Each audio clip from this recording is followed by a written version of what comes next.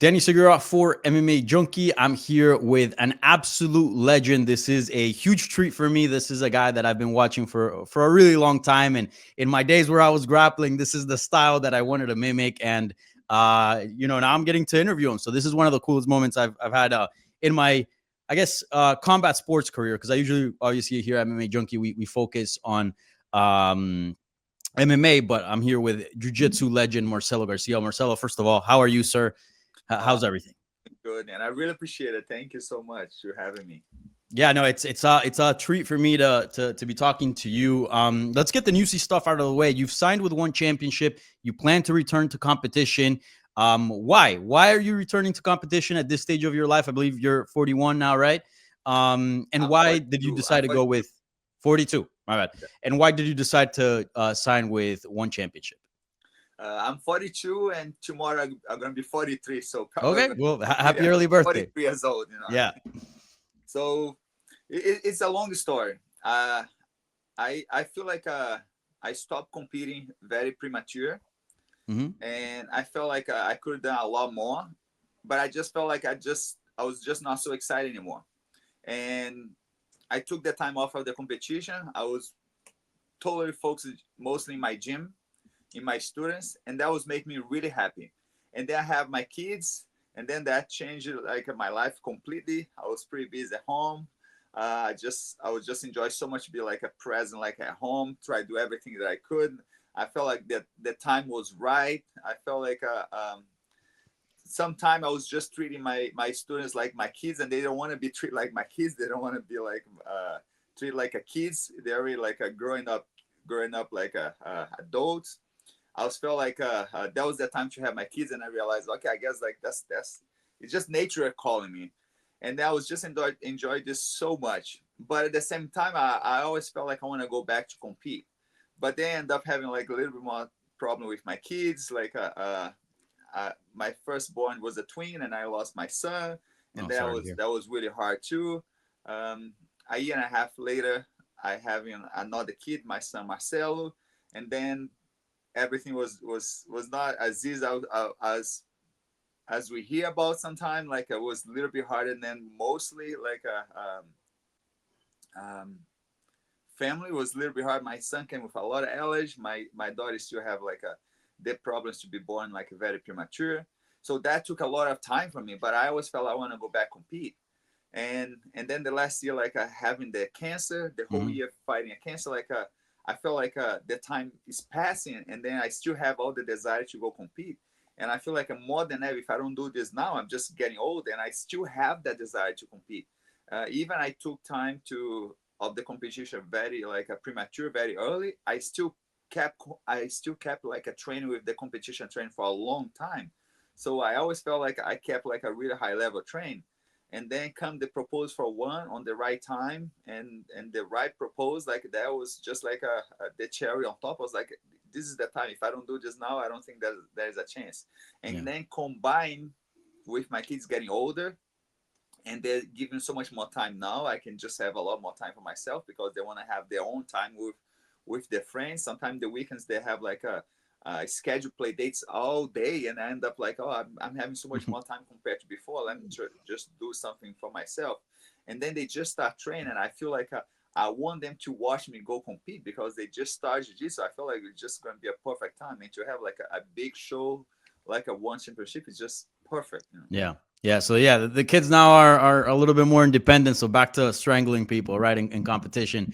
So I gotta ask you, when do you plan to debut? Has there been talks with one championship about it? And against who are you? Do you want to go against sort of the top guys today and test your skills against those guys? Bring back a legend. Like what type of matchups do you think we'll see here in your return? Look, I always felt the challenge, and the challenge is something that always like captivated me, and captivated me like not just now, like every day, every time I'm in the gym, I still want to challenge myself, and the challenge myself comes because I enjoy the sport so much. So every time I have a chance to train with somebody new, for example, we have a lot of visitors come to my gym. Those are the first one that I call to train because I want to just like try. I just want to experiment. I just want to like I feel like, oh, there's a new guy. Let me see how he trains. And I always felt that even with the highest level. So many times I have like people that I used to compete against, but I always felt like, oh, I want to be able to train with him too, not just competition, not just be like a total like under pressure. If you lose, and you don't have a chance to go back. So I always felt I have that curiosity, and then now being like almost 14 years without compete, I feel more than ever. I would love to test myself against like the young guys too, Mhm. but at the same time, like why I need to rush? I don't want to just do one fight. So I feel like I'm just getting my feet on the water. You know, what I mean, I'm not jumped like totally yet. You know, so I'm Yeah. just taking my time because I feel like I'm still getting better. And when I say getting better, I'm not getting younger, but to be like a 2 years away from training and now just like a picking up the pace, I can feel like my body getting like a evolve from month to month. So I wanna just kind of like take my time too. Yeah. And this is not the only fight that I'm doing. So I have like a plan to do like our contract is like a minimum 2 fights a year and maximum 6 fights a year. So I have a lot ahead. Okay, yeah, that's what I wanted to ask you. Like, how long do you plan on competing? Is it just how your body feels, and you'll see down the line, or do you have a certain amount of competitions you want to do, or certain amount of years that you want to be back in competition? I always have like a big vision. Like I try to see so far ahead. I try to imagine like a big goals, but like at the same time, I feel like I don't need to project that much because the desire is here. But now I just want to take one fight at a time, and but I'm not planning to stop competing again for 10 more years, like very soon. I feel Yeah, like I want to keep going, and obviously, like the older I got, I know harder we get. So I want to I want to take the time that I have now. I feel like if I don't do this now, like definitely we're going to be harder to compete against the young guys now. yeah, If I have to compete against them, I have to be now. But competition, why I want to keep competing like for a long time because that was something that was missing. And to take that time off, guys, to take care of my family, mostly at home, I felt like I did that, and I feel like now now they're taking the time to be on the mat with me. So like now they're being I feel they just started, but I feel like they enjoy the passion of jiu-jitsu just like me. So like it's just so much better to be able to combine my kids, my family, like to be in the gym, to be trained with me. Like I feel like I have to do this now. yeah. And by the way, I'm glad that you are healthy now and that you're cancer free. I was heartbroken when you posted that on social media and announced that you were battling with cancer. So congrats on that, and I'm really happy to see that. And you look great, by the way. So yeah, just wanted to get that out of the way Thank you. because obviously that's a big battle that you had there. And I want to ask you about the current state of jiu-jitsu, because the last time you competed, jiu-jitsu looked a lot more different. It's gotten a lot more bigger. There's promotions. There's a lot more money to be had now. It felt like back when you were competing, like it was more for legacy, more for the sport, but really the money was in the seminars, the academies. Nowadays, you can be a professional athlete in jiu-jitsu, but the art itself has changed, man. And I got to tell you, I have some issues with it because when I started training about like 2010, it was very much grappling. It felt now with all the leg locks, it just feels like there's no fighting for position. It just doesn't seem that fun anymore. And I've actually stopped training a lot. I don't know All right. how's the experience has it been for you, all this leg lock stuff. I remember the idea was getting the guy down, mounting him and choking him out. Like that was usually kind of the style, but now it looks a lot different. So what do you make of the current style of jiu-jitsu today? I have a strong mind, a strong opinion based on that. Like, and I feel like it doesn't have changed much. I feel like people have developed more like the leg lock attack, and once you develop the leg lock attack, also now it's being developed more like the leg lock defense too. So people is getting better to attack and getting better to defense. But I was always someone that I never like believe so much in the leg lock Yeah. attacks because I feel like I want to take advantage and I want to have like a full control of the match. And even those days, like a recent, I see like a finals of ADCC. I see like a high level competitor compete against each other, and they end up going attack someone's foot, and they end up tapping in the foot lock. So I Mhm. feel like that's one of those reasons why I never like took so much time to attack someone's ankle because I feel every time you attack someone's ankle, you can be attacked too, vice versa.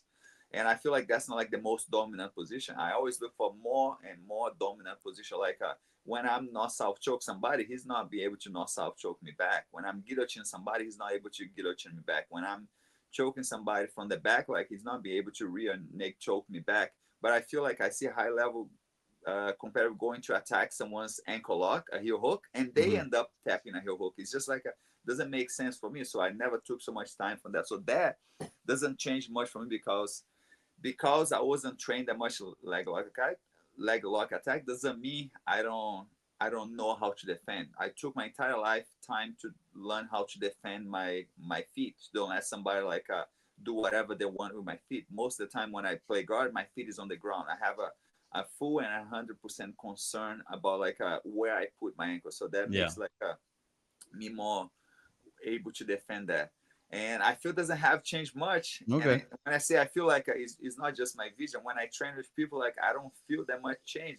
And that's one more reason why I shouldn't take advantage now and feel that I still have a high level, and to see how much the sports grow, what you just mentioned. I want to take advantage of that. When I say take advantage of that, I feel like I helped to grow the sports, and now that the sports is big, we have a big venue, people is paying more.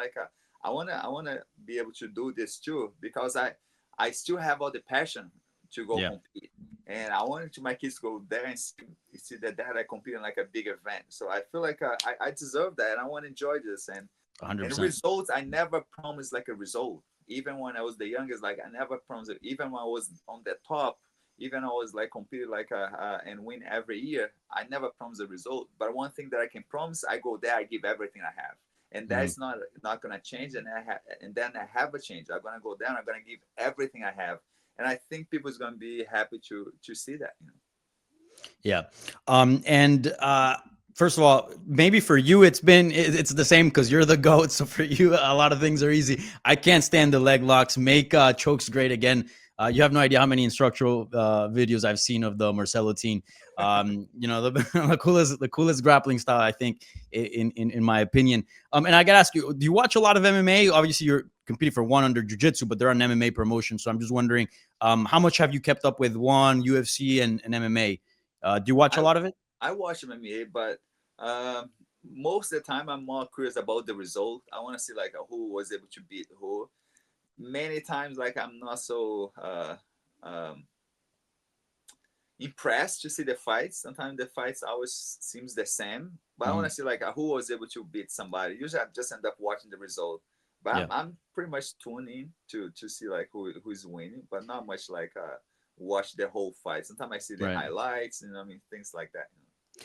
Is there any guys or girls that you like right now in MMA that you think are doing things well, jiu-jitsu wise? Obviously, you got Buchecha competing at one championship, Mackenzie Dern's out there in the UFC. There's a lot of jiu-jitsu guys. Gilbert Burns is still out there competing. Is there anyone specifically that you enjoy watching that you think is doing sort of the art right in MMA? Oh, those names that you say, there's I'm glad you said that, because those are the ones that always impress me when I watch them compete. But I'm still feel they can use more jiu-jitsu. But obviously, when you do MMA, you have to train so much all the martial arts. You have so much train out strike. You have so much train out wrestling. You have so much transition to don't stay on the ground. I feel I don't know if people realize I train very intense, a year and a half of MMA in the highest level. You competed once, right? Yes, and I compete before I was trained that hard, and I felt like I trained so hard, and I never was able to apply the train that I did in MMA. After I lost my MMA fight because I cut, I couldn't continue. They don't let me. The doctor doesn't let me continue. I trained a lot after that, and I feel there's a lot more jiu-jitsu that we can do MMA, but people is really not doing that today. I just felt I still feel there's a lot of space to do jiu-jitsu MMA, but obviously it has to be really well trained. And we see a Damian Maia when he was fighting with so much jiu-jitsu. I feel there's a lot of I think that still can be developed from jiu-jitsu to MMA. Yeah, that's very interesting. And I want to ask you about a former student of yours, someone that's obviously well known in the jiu-jitsu world and as well as the MMA world. I'm sure you already know who I'm referring to, Dillon Danis. What have you made of his career? Because I've been sort of vocal about this, and I've interviewed him a lot in the past, but it was sort of sad to see because I felt like he had a lot of potential, obviously having a great jiu-jitsu skills. The promotions were getting behind him, obviously with the marketability, and he competed 2 or 3 times and then kind of just I don't know, just kind of stopped. So what do you make of his run in MMA? And are you maybe not disappointed or sad, but I don't know. Do you share the sort of the same sentiment that I have with Dillon? I feel like you said everything, you know. But unfortunately, we're not really in touch. We don't have much like contact. He sent me like a good message when I announced that I have cancer, and I appreciated that. And I thought that was an open to maybe us to kind of like make it up and have like a better relationship. But I didn't hear much good things after that from him talk about me, so we never was able to really like reconnect after that. But what you just said, that was kind of like my feeling too, and I felt like he has such a big potential. I always knew he was a good guy. I always knew like he was a good person, but he was just not able to just kind of like stay focused on one thing or the other, you know what I mean? He let other things kind of distract him. That was kind of like my feeling, and I feel sad about that because I wish we have been more in touch. I wish we were closer, but we just don't have that relationship anymore, you know. Yeah. Yeah. Well, Marcelo, I could sit here and talk to you all day, but I know the time is limited. So thank you so much for your time. Glad that you're doing well health wise, and glad that you're back in competition. Is going to be a treat to watch. So thank you so much for your time, and best of luck in 2025 and getting back into competition. Thank you so much. It was a pleasure to meet you. I really wish we can just talk more because I really don't mind talk about this. It's something that always make me happy. I have like a billion questions. Maybe in the future, in the near future, we'll set something up with a little bit more time. Yeah, for sure.